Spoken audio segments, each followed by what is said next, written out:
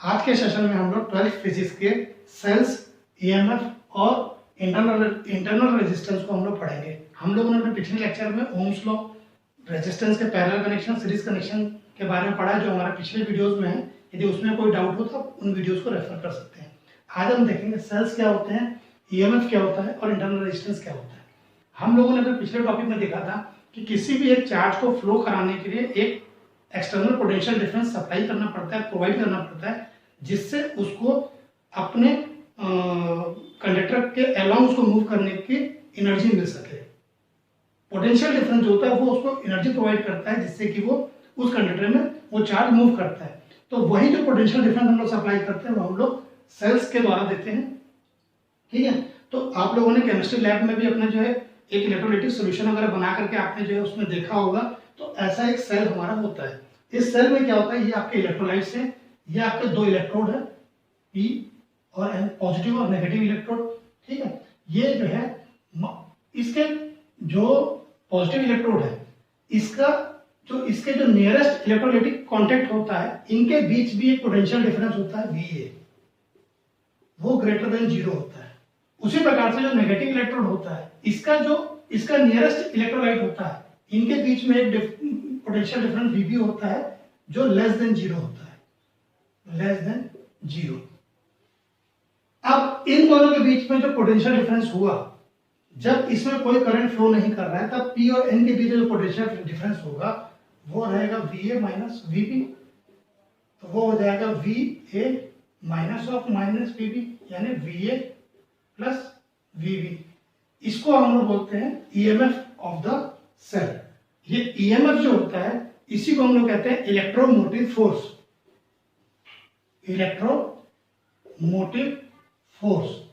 यहां पे एक चीज ध्यान दिएगा, कंफ्यूज मत होइएगा, ये कोई फोर्स नहीं है, ये potential difference between the two electrodes है। लेकिन इसको हिस्टोरिकली हम लोग जो इलेक्ट्रोमोटिव फोर्स बोलते आए हैं, तो उसी चलन के हिसाब से इलेक्ट्रोमोटिव फोर्स ही ये कहलाता है।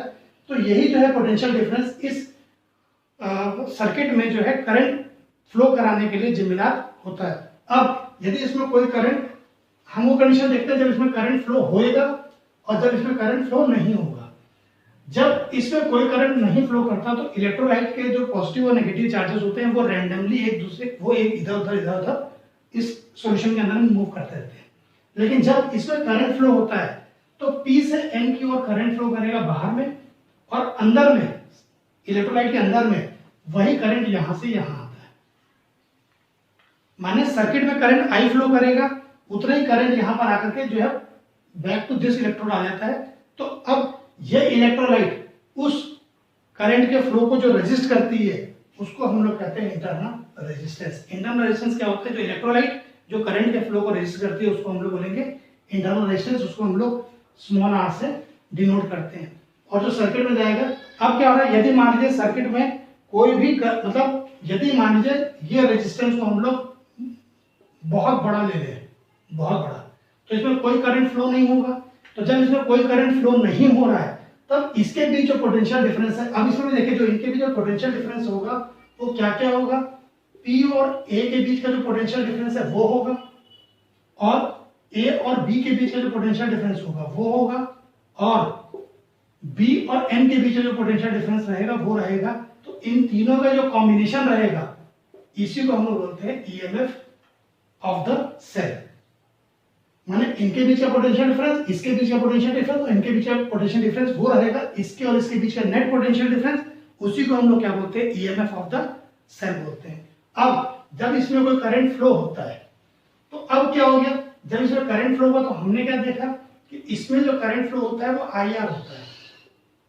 इसमें करंट क्या फ्लो हो रहा है, I into R, potential difference इसके अक्रॉस I इंटू आर होगा, और इस वाले के जो है इनके बीच का पोटेंशियल डिफरेंस कितना है, EMF है, EMF ऑफ द सेल है। लेकिन उसमें से कुछ जो एनर्जी है वो जब करंट जो है नेगेटिव इलेक्ट्रोड से पॉजिटिव इलेक्ट्रोड को जब चार्ज मूव करता है तो जो उसको इलेक्ट्रोलाइट रेजिस्ट करती है, तो उसमें जो लॉस हो जाता है EMF में से उतने को माइनस करके rest of the potential difference is used to move the charge across this resistance. Clear? तो अब E इज इक्वल टू क्या हो जाएगा, I R plus I R I common ले लीजिए, आर प्लस आर, तो इसका मतलब आई क्या हो जाएगा, E upon R plus R. अब यदि हमें इस सर्किट में मैक्सिमम करंट फ्लो कराना है तो उसके लिए हमको क्या करना पड़ेगा, इस रेजिस्टेंस को मिनिमम करना पड़ेगा। यदि हम इस रेजिस्टेंस को 0 ले लें तब हमारा इस वाले सर्किट में मैक्सिमम करंट फ्लो करेगा। क्लियर? तो आई मैक्स क्या हो जाएगा, आई मैक्स आपका हो जाएगा ई बाय स्मॉल आर। लेकिन हम लोग जो है सर्किट में जो है करंट की जो मैक्सिमम वैल्यू है हम लोग वो लिमिटेड रखते हैं, उसको सर्टेन लिमिटेशन से हम बाउंड कर रखते हैं, otherwise the cell will get damage. हम ऐसा नहीं करते कि उसमें मनमाना करंट फ्लो करा दें, नहीं तो हमारा सेल जो है परमानेंटली डैमेज हो जाएगा। तो इस प्रकार हमने देखा कि आई की वैल्यू क्या आ गई, EMF upon capital R plus small R. अब हम लोग देखेंगे कि सीरीज अरेंजमेंट ऑफ सेल और पैरेलल अरेंजमेंट ऑफ सेल क्या होता है। यदि सेल्स को हमको सीरीज में अरेंज करना है तो दो सेल दिए हैं, मान लो आपको, एक दिया ऐसा, ये आपको दिया है, इसका ईएमएफ E1 है और इसका ईएमएफ E2 है। इसमें आई करंट फ्लो कर रहा है, ये A है, ये B है, ये पॉइंट आपका C है। इसका इंटरनल रेजिस्टेंस R1 है, इसका इंटरनल रेजिस्टेंस मान लो R2 है। कोई दो सेल्स हैं जिसका ईएमएफ E1 और रेजिस्टेंस R1 है, इसका ईएमएफ E2 है और इसका रेजिस्टेंस R2 है। इनको हमने सीरीज में लगाया। सीरीज का मतलब क्या होगा कि पहले वाले का जो नेगेटिव प्लेट है वो दूसरे वाले की पॉजिटिव प्लेट से जुड़ी रहेगी, फिर तीसरे वाले की जो पॉजिटिव प्लेट है वो दूसरे वाले के नेगेटिव से जुड़ी रहेगी। मतलब इसकी नेगेटिव उसकी पॉजिटिव, इसकी नेगेटिव उसकी पॉजिटिव, जब ऐसे जुड़े रहेंगे तो उसको हम लोग क्या कहेंगे, सीरीज एलिमेंट कहेंगे। जब ये सीरीज एलिमेंट में है तो अब आप ये देखें ए और बी का पोटेंशियल डिफरेंस, तो वी ए बी, ये होगा V A minus V B, ये होगा E1 माइनस आई R1 होगा। अब वैसे वी बी सी आप देखिए तो वी बी माइनस वी सी, माने वी ए बी मतलब ए और बी के बीच का पोटेंशियल डिफरेंस और बी और सी के बीच का पोटेंशियल डिफरेंस, तो वी बी सी होगा वी बी माइनस वी सी, ये हो जाएगा E2 माइनस आई R2, आई R2। अब आपको निकालना है वी ए सी, वो हो जाएगा V A minus V C. Clear? तो इन दोनों को ऐड कर दीजिए तो V A minus V C आ जाएगा, ये वी बी कैंसिल हो जाएगा, तो इन दोनों को आप ऐड कर दीजिए तो क्या आ जाएगा, E1 plus E2 minus I of R1 plus R2। तो हमें इन्हीं दोनों के बीच का पोटेंशियल डिफरेंस निकालना था, क्योंकि देखो हम लोग सीरीज या पैरेलल कनेक्शन क्यों करते हैं, जब हमारे पास रिक्वायर्ड अमाउंट का कोई चीज नहीं होती तो हम उसको सीरीज और पैरेलल में अरेंज करके उस अमाउंट को पाना चाहते हैं। तो इन दोनों सेल को अरेंज करके हमें कैसा सेल मिल पाएगा जो इसके अक्रॉस में हमारी required amount of potential difference supply कर सके, तो वो हो जाएगा V A minus V C. तो इसका मतलब ये हो जाएगा E equivalent minus I R equivalent. इसका मतलब यदि आप इसको नोट कर लिए होंगे तो इसका मतलब जो हमारा सेल नया मिला उसका ईएमएफ जो रहेगा वो रहेगा E1 प्लस E2 रहेगा और उसका जो इंटरनल रेजिस्टेंस रहेगा वो R1 प्लस R2 रहेगा। यदि आप मानिए 10 सेल लगा दिए तो वो डॉट डॉट डॉट करके n तक जाएगा, डॉट डॉट डॉट करते हुए R n तक जाएगा। ये सीरीज की बात कर रहे हैं। अब हम बात करते हैं पैरेलल की। यदि अब हम पैरेलल कनेक्शन देखते हैं, पैरेलल कनेक्शन में सेल्स को हम कैसे अरेंज करेंगे। इस केस में क्या होता है, ये E1 है, ये E2 है, क्लियर? ये ऐसा है, ये ऐसा है। इसमें आई करंट नेट आई, यहाँ पे नेट आई करंट आया था मान लीजिए, तो यहाँ I1 गया, यहाँ I2 गया, ये I1 हुआ, ये आपका I2 हुआ, तो I is equal to I1 plus I2। जो दोनों सेल के कारण जो करंट मिल रहा है वो हमको मिल रहा है I और उसकी वैल्यू है I1 प्लस I2। अब यदि हम दोनों पॉइंट को, ये हमारा पॉइंट A है, ये हमारा पॉइंट C है, ये पॉइंट B1 है, ये पॉइंट B2 है, जहां ये दोनों की नेगेटिव प्लेट एक जगह जुड़ी है, दोनों की पॉजिटिव प्लेट एक जगह जुड़ी हुई है।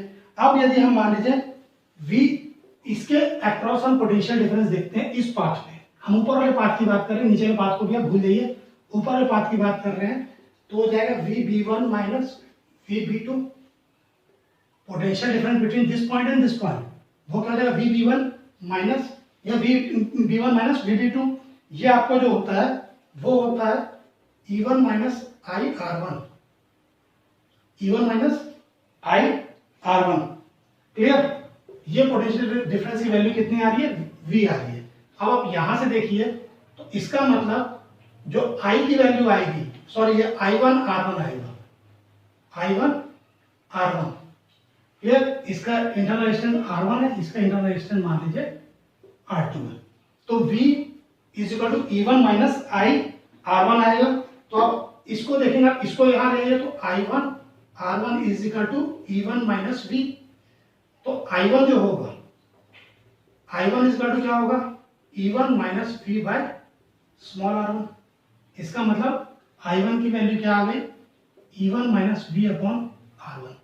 अब सिमिलरली यदि हम लोग इस पाथ को देखें, ये नीचे वाले पाथ को देखें, तो यहां भी पोटेंशियल डिफरेंस V माइनस यही आएगा, लेकिन ये हमारा हो जाएगा 2, ये भी 2, ये भी 2। क्लियर? E2 माइनस, इस वाले पाथ के लिए E2 माइनस IR2 होगा, इस वाले के लिए E1 माइनस I1 R1 होगा। तो यहां पर हो जाएगा I2 R2 is equal to E2 minus V। तो I2 is equal to E2 minus V by R2। तो I2 क्या आ गया आपका? E2 minus V by R2।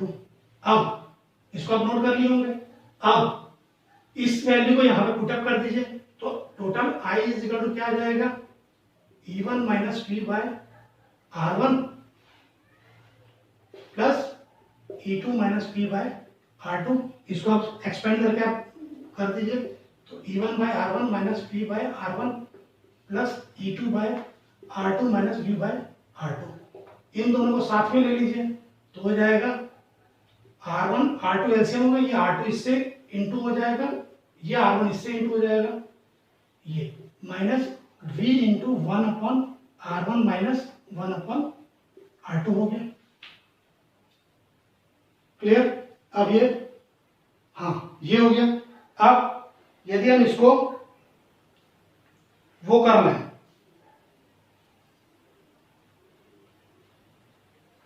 यदि हम इसको, ये माइनस हमने माइनस कॉमन ले लिया, यहाँ प्लस आ जाएगा, तो ये आपका आ जाएगा R1 plus R2 by R1 into R2 into V minus E1 R2 plus R1 E2 by R1 into R2, ये आई। अब इसी का हम आगे बढ़ते हैं। तो अब आप देखिएगा कि यदि हम इसको इस तरफ ले आए, राइट साइड में ले आए, यदि हम इसको राइट साइड में ले आए, तो V R1 plus R2 by R1 into R2 is equal to E1 R2 plus E2 R1 by R1 R2 minus I हो गया। ये आई इधर आ गया तो माइनस हो गया, ये यहाँ पे पॉजिटिव का। अब इस पूरे को डिवाइड कर दें सबसे, तो V इज इक्वल टू क्या हो जाएगा? E1 R2 plus E2 R1 by R1 R2 into R1 R2 by R1 plus R2 minus I, ये R1 R2 by R1 plus R2, ये कैंसिल हो गया। अब हमको क्या मिलेगा? वो मिलेगा E1 R2 plus E2 R1 by R1 plus R2 minus I R1 R2 by R1 plus R2 is equal to V। तो आपको यदि पता होगा कि जो स्टैंडर्ड V का इक्वेशन होता है वो होता है V is equal to E minus I R. इसका मतलब ये आपको मिल जाएगा V is equal to E equivalent minus I into R equivalent. तो इसका मतलब E इक्विवेलेंट की वैल्यू कितनी है? इतनी, और R इक्विवेलेंट की वैल्यू कितनी है? इतनी। तो इसका मतलब जो E इक्विवेलेंट की वैल्यू आएगी, E इक्विवेलेंट वो आपकी आएगी E1 R2 plus E2 R1 by R1 plus R2 आएगी, और R इक्विवेलेंट की जो वैल्यू आएगी वो R1 R2 by R1 plus R2। यदि आप इसको स्प्लिट करके देखेंगे तो आपको ये आ जाएगा 1 upon R equivalent is equal to 1 upon R1 plus 1 upon R2 आ जाएगी। इसका मतलब ये जस्ट जैसे हमारा पैरेलल कनेक्शन ऑफ रेजिस्टेंस होता है ना, बिल्कुल ठीक उसी प्रकार से यदि इसमें 10 सेल लगेंगे तो ये हो जाएगा plus 1/R3 plus dot dot dot 1/R10 हो जाएगा। और आपका जो E equivalent by R equivalent की जो वैल्यू रहेगी वो जो है आपकी हर केस में वो हो जाएगी E1/R1 plus E2/R2 plus E3/R3 En/Rn। इसका मतलब यदि कभी भी कोई भी हम दो सेल्स को पैरेलल अरेंज करते हैं तो उनका जो EMF और इंटरनल रेजिस्टेंस का जो रेशियो होता है वो एक एक सेल के इंडिविजुअल रेशियोज के सम के बराबर होता है, और उसका जो इंटरनल रेजिस्टेंस होता है उसके 1/रेजिस्टेंस 1/रेजिस्टेंस 2 1/रेजिस्टेंस 3 जो इन सब का जो सम होता है वो 1/इक्विवेलेंट रेजिस्टेंस के समान होता है। और सीरीज में हमने देखा था कि EMF की जो वैल्यू होती है वो एक एक सेल के EMF के सम के बराबर होती है, और उनका जो इंटरनल रेजिस्टेंस होता है वो एक एक के इंटरनल रेजिस्टेंस के सम के बराबर होता है। इस प्रकार हमने जो है सेल और EMF को हमने कवर कर लिया है। अब इसमें यदि आपको किसी प्रकार का भी कोई डाउट होगा तो आप मुझे जो है मेरे कमेंट सेक्शन में लिख के जरूर पूछ लीजिएगा। यदि आपको वीडियो पसंद आएगा तो उसको आप शेयर करिएगा और सब्सक्राइब करना मत भूलिएगा। धन्यवाद।